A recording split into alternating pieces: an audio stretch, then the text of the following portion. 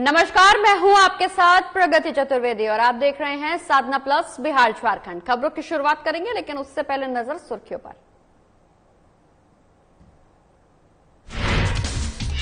झारखंड विधानसभा के मानसून सत्र का तीसरा दिन आज। सत्र के तीसरे दिन बीजेपी का हंगामा रहा जारी। सदन के बाहर किया हनुमान चालीसा का पाठ। कई मुद्दों पर सरकार को घेरा। गुमला में बीजेपी ने किया एक दिवसीय धरना प्रदर्शन। सीएम सोरेन पर लगाया तुष्टीकरण का आरोप। सभी वर्गों का सम्मान करने की दी सलाह। सहरसा में निर्वाचन आयोग ने जारी किया अधिसूचना। दूसरे चरण में होंगे पंचायत चुनाव। करहा प्रखंड में कड़ी सुरक्षा के बीच 12 पंचायतों के लिए नामांकन प्रक्रिया शुरू। 29 सितंबर को होगा मतदान। झारखंड राज्य में कई वर्गों की स्थिति खराब। गठन के काफी साल बाद भी विकास की मुख्यधारा से दूर। आदिम जनजाति रहने को भी नहीं है कोई आशियाना। बेगूसराय रेलवे स्टेशन पर हाई वोल्टेज ड्रामा। नशे में धुत 2 लोगों ने मचाया जमकर उत्पात। लोगों ने ट्रेन आती देखकर किया किसी तरह से अलग। चलिए खबरों की शुरुआत करेंगे, जहां झारखंड विधानसभा के मानसून सत्र का तीसरा दिन है आज। वहीं बीजेपी के विधायकों ने सदन के बाहर सामूहिक रूप से हनुमान चालीसा का पाठ किया है। साथ ही उन्होंने शिक्षित बेरोजगार युवकों को बेरोजगारी भत्ता देने, 5 लाख युवकों को नौकरी देने, विधानसभा में नमाज पढ़ने के कमरे के आवंटन को रद्द करने, निरसा के बारबेंदिया पुल का पुनर्निर्माण जल्द शुरू करने, पिछड़ा वर्ग को 27% आरक्षण देने जैसे तमाम मुद्दों को लेकर प्रदर्शन किया। इस मौके पर देवघर विधायक नारायण दास ने डमरू और कमंडल लेकर नृत्य भी किया।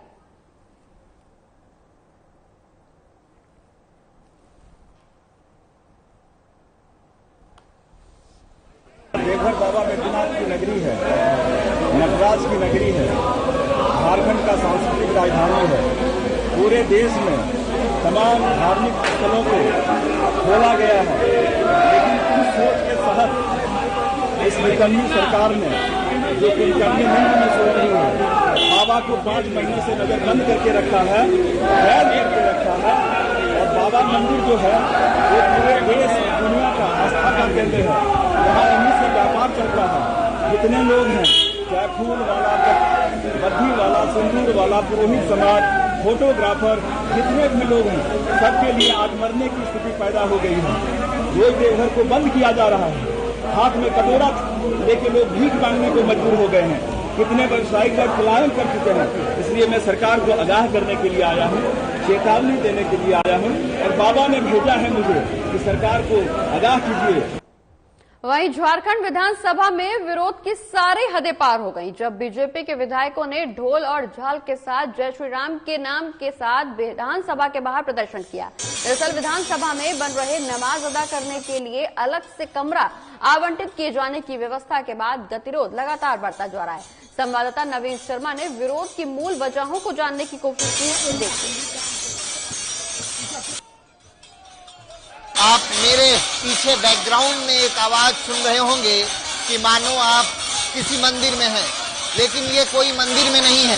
मैं आपको तस्वीर दिखा रहा हूँ झारखंड विधानसभा की। ये तस्वीरें झारखंड विधानसभा की है और हाथों में करताल लिए और जय श्री राम के नारे जो हैं वो गूंज रहे हैं। अब मैं कोशिश करूंगा आप सामने से ये पूरी तस्वीर को देखें। ये बीजेपी के तमाम जो है कार्यकर्ता, बीजेपी के तमाम विधायक जो हैं ये यहाँ पहुंचे हैं और एक विरोध कहीं ना कहीं, ये जो विरोध है, हाथों में करताल लिए जय श्री राम, क्या बताना चाह रही है? देखिए, ये विधानसभा नहीं है, ये लोकतंत्र का मंदिर है। और जब लोकतंत्र के मंदिर में राजनीति होने लगे विशेष धर्म जाति को लेकर के, तब सरकार को जगाने का कर्तव्य हम लोगों ने लिया और हमारा कर्तव्य है कि यहाँ सभी जाति धर्मों का सम्मान करें।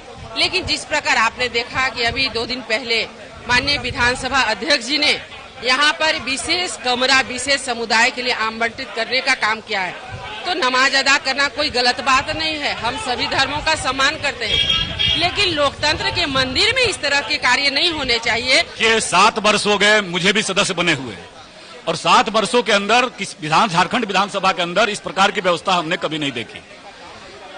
यह लोकतंत्र का मंदिर राज्य के 3.25 करोड़ लोगों की समस्याओं का समाधान का केंद्र बनेगा, न कि वोट बैंक की राजनीति के लिए तुष्टीकरण को पोषित करने के लिए इस प्रकार के नमाज पढ़ने के लिए कमरा का व्यवस्था करना। इसलिए हम लोगों ने आज यहाँ विधानसभा के सामने हम लोगों ने प्रार्थना किया है कि हे भगवान सद्बुद्धि दे और इस तुष्टीकरण की राजनीति का समाधान का माध्यम न बने, बल्कि राज्य के 3.25 करोड़ जनता के प्रश्नों का समाधान करने का ये मंदिर बने। सत्र का आज दूसरा दिन है और बीजेपी की तरफ से हंगामा बदस्तूर जारी है। लिहाजा ये देखने वाली बात होगी कि जिस तरीके से नमाज के नाम पर बीजेपी का ये हंगामा है और विधानसभा में मंदिर बनाने की बात कही जा रही है, सरकार पर मुस्लिम तुष्टीकरण का आरोप भी लग रहा है। यहाँ से देखने वाली बात होगी जो शेष बचे हुए सत्र हैं, क्या वो सत्र आसानी से चल पाएंगे, ये बड़ा सवाल है। कैमरा पर्सन पंकज के साथ नवीन शर्मा, साधना न्यूज, रांची। बढ़ते हैं आगे और अब बात सहरसा की करेंगे, जहां निर्वाचन आयोग ने दूसरे चरण में होने वाले पंचायत चुनाव की अधिसूचना जारी कर दी है। जिले के कहरा प्रखंड में कड़ी सुरक्षा के बीच 12 पंचायतों के लिए आज से नामांकन की प्रक्रिया भी शुरू हो गई है। मुखिया, पंचायत समिति, सरपंच, वार्ड पंच, वार्ड सदस्य कल 5 पदों के लिए नामांकन दाखिल किया जाएगा और 7 सितंबर से लेकर 13 सितंबर तक की नामांकन की प्रक्रिया जारी रहेगी। वहीं 29 सितंबर को मतदान होगा, जिसके लिए प्रशासनिक तैयारियां भी पूरी कर ली गई हैं। बता दें कि प्रखंड विकास पदाधिकारी कुमारी तोसी ने प्रखंड मुख्यालय में खुद तैयारियों का जायजा लिया। वहीं कहरा प्रखंड में पदवाइज नामांकन के लिए काउंटर बनाया गया है।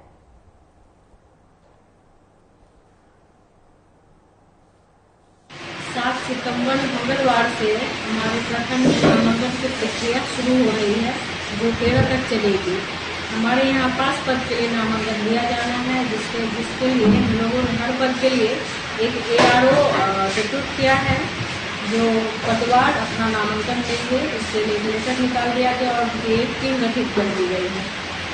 पदवार वो नामांकन लेंगे और उसके साथ जो टीम होगी उसके नीचे वो करेंगे। कहरा प्रखंड में कितने पंचायतों का चुनाव होना है, जिसके लिए कल नामांकन होना है? टोटल 12 पंचायतों के लिए नामांकन होना है हमारे यहाँ कल से। और यहाँ रुकना एक छोटे से ब्रेक के लिए, जल्द हाजिर होंगे कुछ और खबरों के साथ।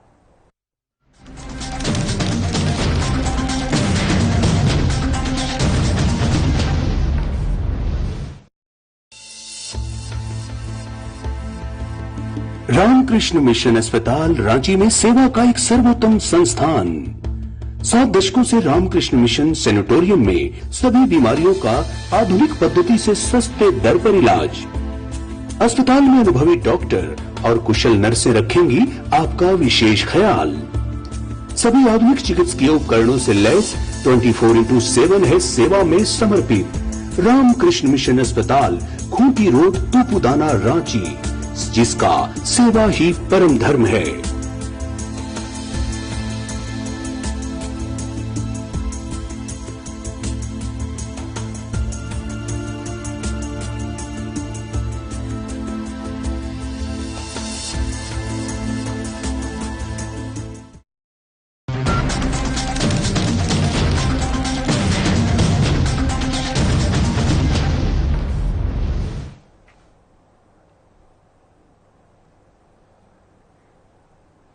और ब्रेक के बाद एक बार फिर से स्वागत है आपका। खबरों में आगे बढ़ेंगे, जहां विधानसभा के बाहर बीजेपी विधायकों का प्रदर्शन लगातार देखने को मिल रहा है। वहीं इस दौरान बीजेपी विधायक नारायण दास का एक अनोखा प्रदर्शन देखने को मिला।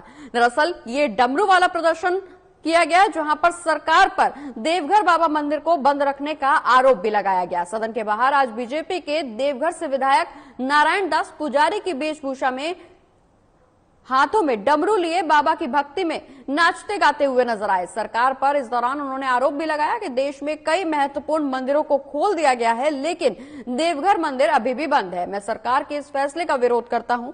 एक तरफ सरकार विधानसभा में नमाज अदा करने के लिए विशेष कमरे की व्यवस्था कर रही है, वहीं दूसरी तरफ देवघर बाबा मंदिर में बाबा को कैद करके रखा गया है।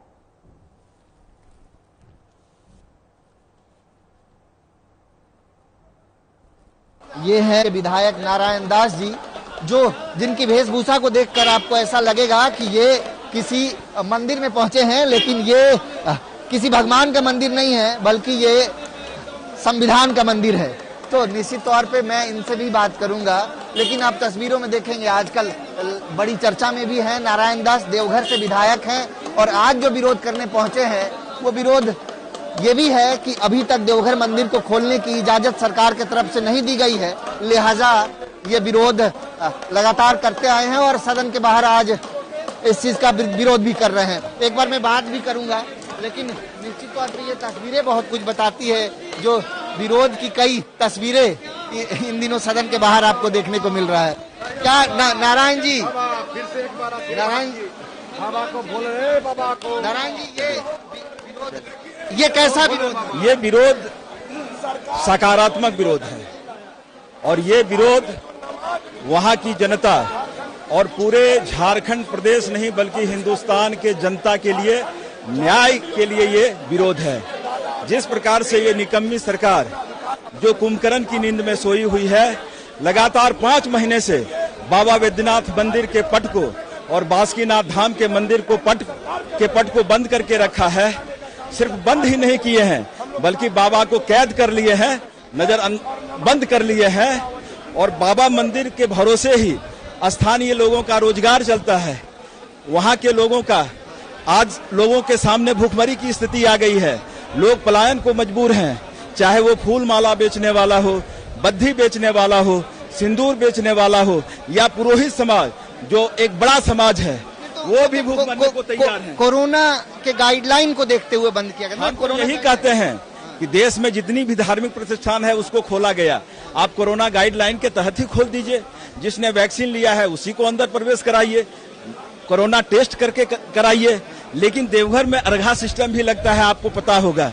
कम से कम अर्घा सिस्टम के द्वारा सावन में जलार्पण होता, आज तक नहीं हो पाया। इसलिए मैं ये सरकार को आगाह करने के लिए आया हूँ और बाबा वैद्यनाथ इनको सद्बुद्धि दे कि लोगों के साथ न्याय हो, बाबा के साथ न्याय हो। विधानसभा में तो नमाज अदा करने की भी विशेष व्यवस्था कर यही तो मैं कह रहा हूँ ना, मुस्लिम तुष्टीकरण के तहत एक धर्म को बढ़ावा दे रहे हैं और दूसरे धर्म जो सनातन धर्म के साथ हिंदुस्तान चलता है उसको नजरअंदाज कर रहे हैं। हम तो यही मांग करते हैं तुल नहीं देना चाहिए, राम मंदिर बन जाए, सभी धर्मों का सम्मान हो। इस मामले को हम तो बराबर कहते हैं। हम तो कहते हैं कि हमारा देश जो है सर्वधर्म धर्म नमाज पढ़ भी लिए तो क्या वो अलग हमारे लिए भी कर दे। बाबा एक तरफ बाबा मंदिर को बंद रखे हैं, शिव को बंद रखे हैं और दूसरे तरफ नमाज अदा करने की बात करते हैं, तो दो तरफा धार नहीं चलने वाला है। क्षेत्र की जनता आपको नजरबंद करेगी, आपको भी कैद कर देगी और अपदस्थ कर देगी। तो नारायण दास जी हमारे साथ थे, उन्होंने कहा कि दो तरफा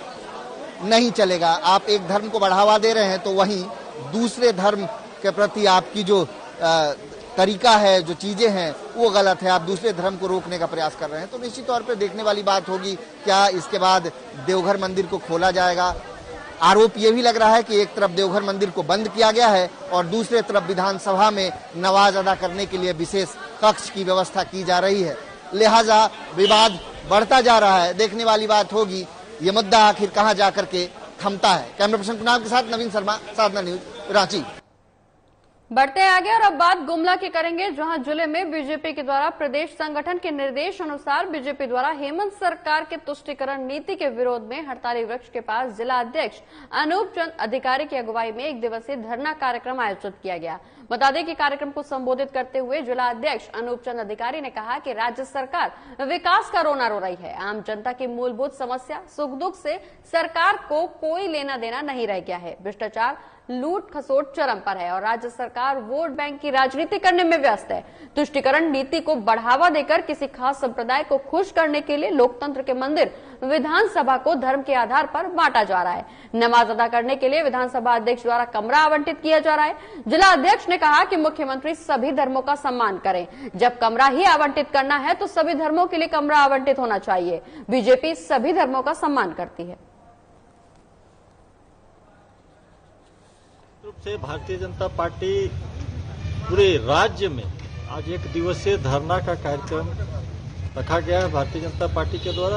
उसमें से ही आज हम लोग गुमला जिला ये धरना दे रहे हैं। विगत दिनों यहाँ के विधानसभा अध्यक्ष के द्वारा लोकतंत्र का मंदिर झारखंड विधानसभा में एक विशेष समुदाय के लिए नमाज अदा करने का एक कमरा आवंटित किया जाता है, जिसका भारतीय जनता पार्टी विरोध करती है। हम लोग किसी धर्म के विशेष धर्म के विरोध में हम लोग ये कार्यक्रम नहीं कर रहे हैं, परंतु ये तुष्टीकरण के राजनीति का ये हम लोग विरोध कर रहे हैं। चूंकि निश्चित रूप से झारखंड सर्वधर्म समभाव भारतीय जनता पार्टी का सिद्धांत है। और यहां रुक रहे हैं एक और छोटे से ब्रेक के लिए, जल्द हाजिर होंगे कुछ और खबरों के साथ।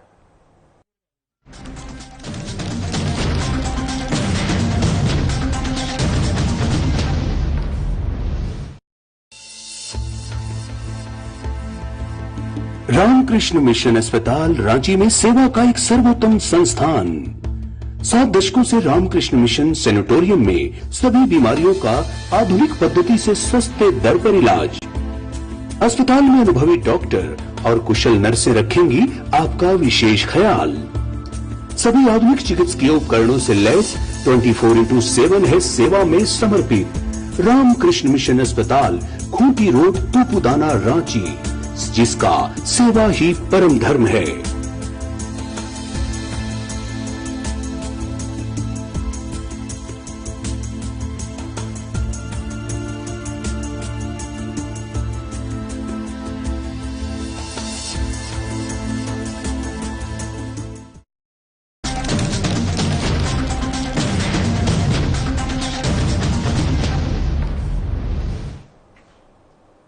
ब्रेक के बाद बढ़ते हैं आगे, जहां घाटशिला से जेएमएम विधायक रामदास सोरेन से हमारे वरिष्ठ संवाददाता नवीन शर्मा ने खास बातचीत की। बता दें कि घाटशिला के सुरदा माइंस को दोबारा से शुरू करने से लेकर क्षेत्र की कई समस्याओं को लेकर रामदास सोरेन ने क्या कुछ कहा, आप भी सुनिए।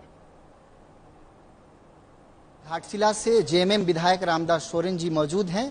दरअसल लगभग 1.5 सालों से बंद सुरदा माइंस को दोबारा खोला जाए, इसके लिए लगातार रामदास सोरेन कोशिश कर रहे हैं। सर, सुरदा माइंस लंबे समय से बंद है, आप लगातार कोशिश भी कर रहे हैं। इस माइंस के खुलने से हजारों लोगों को रोजगार मिलेगा, तो कहां तक ये पहल अभी तक पहुंचा है? देखिए, सुरदा माइंस की बात है, इस संबंध में माननीय मुख्यमंत्री से बात हुई और खान सेक्रेटरी, उनसे भी मेरा बात हुआ और सारी चीजें जो भी बाकी था, लीज नवीकरण के लिए भी कई प्रक्रिया से गुजरना पड़ता था, वो सारी प्रक्रिया को पूरा हो चुकी है, जिस पर अभी राज्य सरकार द्वारा केंद्र सरकार को एक अनुशंसा भेजना है। वो इसी सत्र में, चालू सत्र में वो उसको केंद्र सरकार को भेज दिया जाएगा। विभाग या मुख्यमंत्री का एक अनुशंसा चिट्ठी चाहिए, वो चिट्ठी 1-2 दिन में चले जाएगी। अच्छा दादा, सांसद विद्युत वरण महतो भी इसके लिए कोशिश कर रहे थे। उन्होंने आरोप लगाया कि राज्य सरकार इसको नवीकरण नहीं कर रही है, लीज, हालांकि केंद्र सरकार की तरफ से प्रक्रिया पूरी कर दी गई है। ऐसी कोई बात नहीं है, किसी लीज को लेने के लिए कई प्रक्रियाएं हैं, उस प्रक्रिया में अगर कोई कमी बेसी होता है तो राज्य सरकार भी केंद्र सरकार का गाइडलाइन के अनुसार काम करेगी। अगर उस गाइडलाइन के अनुपात अगर राज्य सरकार को कोई कागजात प्राप्ति नहीं होती है तो निश्चित तौर पर उस कागज का मांग किया जाएगा। तो इसी के लिए जो भी हो, कितने लोगों को लगभग रोजगार मिलेगा इससे? इसे कम से कम 1300 मजदूर को 1300 मजदूर, ये डेली मजदूर होंगे? हाँ, डेली मजदूर हैं और ज्यादा समय नहीं, हमको मुझे लगा कि सप्ताह भर के अंदर हमारी सरकार ने चिट्ठी भेज दी केंद्र सरकार को। बहुत जल्द हो जाएगा? बहुत जल्द हो जाएगा। अच्छा, एक मुद्दा और है, मैं लगातार कोशिश कर रहा था आपसे बात करूं। आपके विधानसभा क्षेत्र में बिजली की भीषण समस्या है, लगातार बिजली कटअप से लोग बहुत ज्यादा परेशान हैं। बिजली की समस्या तो हमारे विधानसभा के साथ साथ पूरा राज्य में है। जो आप जानते ही हैं कि बिजली पर केंद्र सरकार ने राज्य सरकार पर एक सौतेलापन व्यवहार कर रहा है, अपने मर्जी से राज्य सरकार का पैसा काट दे रहा है और ये केंद्र सरकार का एक षड्यंत्र है कि किसी न किसी तरह से राज्य सरकार को हम बदनाम करें। ये बिजली काटना का उद्देश्य यही है कि हम राज्य सरकार को बदनाम करें, जनता का बिजली उपलब्ध नहीं हो पा रही। ये एक षड्यंत्र के तहत बदनाम करने के लिए ये इस तरह राज्य सरकार राज्य में बिजली काटा जा रहा है। जो समस्याएं हैं कब तक दुरुस्त कर ली जाएगी? मुझे लगता है इस पर भी हमारी सरकार, राज्य का मुख्यमंत्री गंभीर है और बिजली का समस्या पूरा राज्य में है। जितना जल्द हो सके मुझे लगता है इस पर भी हमारी सरकार पहल कर रही है। इस पर कौन से ऐसे मुद्दे क्षेत्र के सदन में आप उठाने वाले हैं? अभी तो 3-4 क्वेश्चन डाले हैं। देखिए आएगा, लेकिन इस तरह हंगामा इतना हो रहा है कि उसमें उस पर सटीक जवाब आए या ना आए उसका भी कह नहीं सकते। वक्त भी तो बहुत कम है, 3 दिनों का और सत्र बचा हुआ है। 3 दिन का बचा हुआ है। उसमें अगर मौका मिलेगा तो जरूर हमें जनहित में 3-4 को मुद्दा में उठाएंगे, दिए हुए हैं। निश्चित रूप से आएगा, अगर मौका मिलेगा तो उस पर जवाब सवाल होगा। तो रामदास सोरेन जेएमएम स्थानीय विधायक घाटशिला से हमारे साथ मौजूद थे।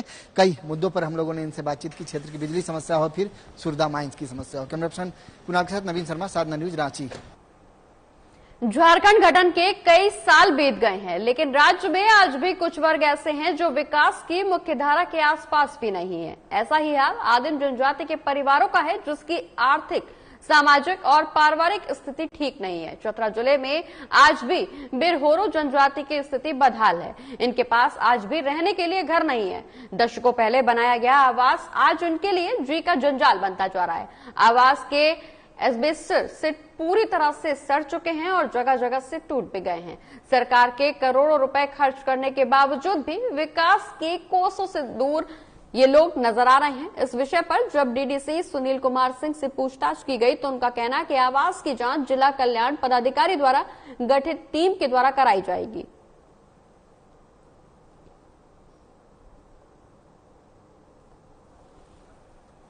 लोग का जर्जर घर हो गया है, तो जैसे पानी उन्हीं से भीग गया है तो उसी घर में रह रहा है, तो सांपा बिच्छा बहुत डर है। और हम लोग आवेदन देते हैं सरकार के पास, तो वो हम लोग के यहाँ अबे नहीं करता है। पता नहीं कागज कहाँ रह जाता है कि हम लोग का कुछ नहीं सरकार तरफ से लाभ मिल रहा है। अथी पूरा पानी उनी पड़ रहा है और जा करके अथी पूरा सरकार से मांगे कि मतलब कि कम से कम चावल तो मिल रहा है और हमको कोई दिक्कत नहीं, लेकिन घर के दिक्कत है। सोने बैठे के वो बहुत पूरा टूट फट गया है, और भी तो ध्यान सरकार करना चाहिए। गरीब आदमी है तो मतलब कहाँ से अब हम लोग करें। और अब बात बेगूसराय की करेंगे, जहां रेलवे स्टेशन के पास हाई वोल्टेज ड्रामा देखने को मिला, जहां पर नशे में धुत 2 लोगों ने जमकर उत्पात मचाया। बता दें कि नशे में धुत लोगों की खतरनाक करतूतों को देख यात्रियों में अफरा तफरी का माहौल पैदा हो गया। बताया जा रहा है कि जब डाउन पटरी से मालगाड़ी ट्रेन गुजर रही थी, तभी नशे में धुत लोगों की करतूत देखकर चिल्लाने को लोग मजबूर हो गए। दरअसल दोनों नशेड़ी पटरी पर झूमते हुए एक दूसरे के साथ हाथापाई करते हुए नजर आ रहे हैं। अचानक उसी हालत में लोगों ने ट्रेन की आवाज सुनी और सुनकर उसे किसी तरह से खींचकर उन लोगों को अलग किया गया।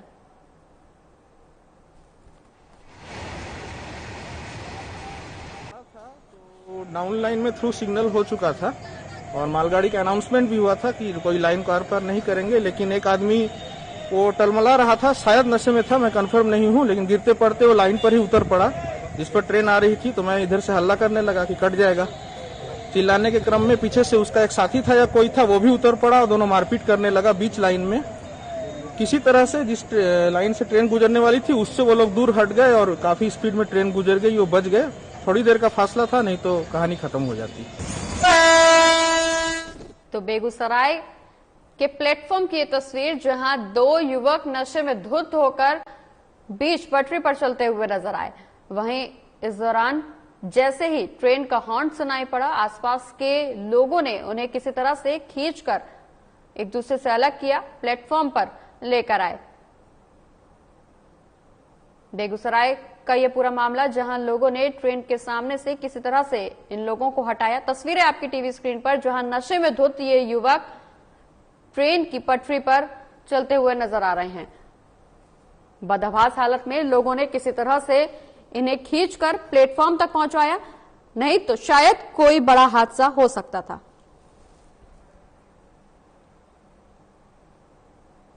बढ़ते आगे और अब बात रोहतास जिले के डेहरी की करेंगे, जहां डेहरी के मुफस्सिल थाना अंतर्गत सुप्पा बिघा गांव में बाइक सवार 3 अपराधियों ने सासाराम के करबंदिया पंचायत के उप सरपंच रामनाथ शर्मा की गोली मारकर हत्या कर दी। बताया जा रहा है कि रामनाथ शर्मा अपनी पत्नी के साथ एक रिश्तेदार के यहां से बाइक से लौट रहे थे। इस दौरान अपाचे बाइक सवार 3 अपराधियों ने ताबड़तोड़ फायरिंग कर उन्हें मौत के घाट उतार दिया। घटना के बाद परिजनों में कोहराम मचा हुआ है। वहीं लोगों ने रामनाथ शर्मा की बॉडी को जमुहार के नारायण मेडिकल कॉलेज अस्पताल भेजा है, जहां डॉक्टर्स ने भर्ती कराया, जहां डॉक्टर्स ने उन्हें मृत घोषित कर दिया। पुलिस ने शव को पोस्टमार्टम के लिए सासाराम के सदर अस्पताल भेज दिया है।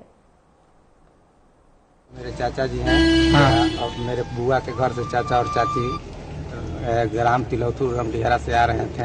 हाँ। और आते वक्त यहाँ पे तेनुआ के पास, हाँ, तेनुआ के पास 3 अपराधी मोटरसाइकिल से इनको गोली मार दी। अच्छा, पहले से कोई विवाद हो रहा है? अभी तो हमको ये पता नहीं है कि इन्हीं से दुश्मनी चल रहा है। नहीं, दुश्मनी तो किसी से अभी नहीं, लेकिन अब मधुबनी जिले के गाड़ा चौक के पास बाइक से हुई ठोकर से एक बुजुर्ग व्यक्ति की मौत हो गई। मृतक बुजुर्ग व्यक्ति की पहचान हितल मंडल के रूप में की गई। वहीं मामले की सूचना मिलते ही पुलिस ने घायल बुजुर्ग व्यक्ति को इलाज के लिए अस्पताल में भर्ती कराया, जहां डॉक्टर्स ने बुजुर्ग को मृत घोषित कर दिया। पुलिस ने बाइक सवार व्यक्ति को हिरासत में लेते हुए बाइक को जब्त कर लिया है। वहीं थाना अध्यक्ष रमेश कुमार शर्मा का कहना है कि मामला दर्ज गिरफ्तार आरोपी को न्यायिक हिरासत में भेज दिया गया है। और इसी के साथ बिहार झारखंड की खबरों में फिलहाल इतना ही। आप देखते रहिए साधना प्लस न्यूज। नमस्कार।